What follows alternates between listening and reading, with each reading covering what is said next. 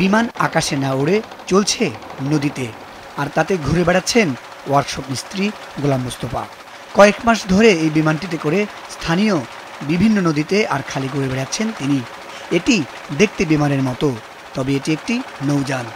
নাম সুবর্ণ এক্সপ্রেস। ঘন্টায় 16 থেকে 17 কিলোমিটার গতিতে চলতে সক্ষম এই নৌযানটি।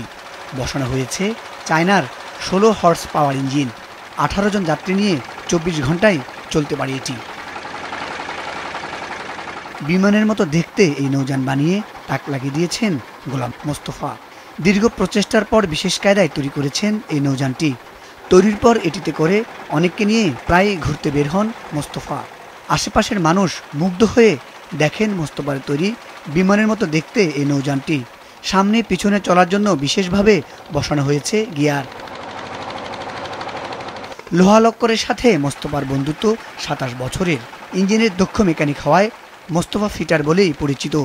প্রকৌশল বিভাগে একাডেমিক কোনো শিক্ষা না থাকলেও ওয়ার্কশপে কাজ করার সুবাদে অভিজ্ঞতার ঝুলিটা বেশ বড়। গতানুগতিক কাজ করতে করতে যখন হাঁফিয়ে ওঠেন, তখন নতুন কিছু তৈরিতে উদ্যমী হন তিনি।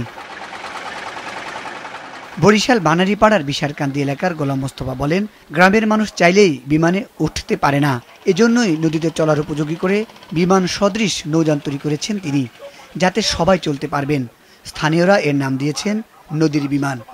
আকাশে না উঠতে পারি, পানিতে তো একটু চলতে পারলাম বিমানে, এই চিন্তাভাবনা নিয়ে এটা করছি। এখন যে অবস্থান সারা পেয়েছি তাতে আমার আরো বড় ধরনের একটা কিছু করা দরকার, বিমানেও একটা বড় করা দরকার। তা সরকার থেকে যদি আমি একটু সহযোগিতা পাই, প্রধানমন্ত্রী থেকে কোনো সহযোগিতা পাই, তা দেখা গেছে আমি এর চেয়ে ভালো কাজের জন্য আরো ইচ্ছা আছে এবং করতে পারবো। মোস্তফার তৈরি নদীতে চলার বিমান দেখে মুগ্ধ গ্রামের মানুষ। যেটা বরিশাল জেলা না, বরিশাল বিভাগের জন্য গর্বিত মোস্তফা ফিটার। ওকে সবাই চেনে, ওর কোনো ওস্তাদ নাই।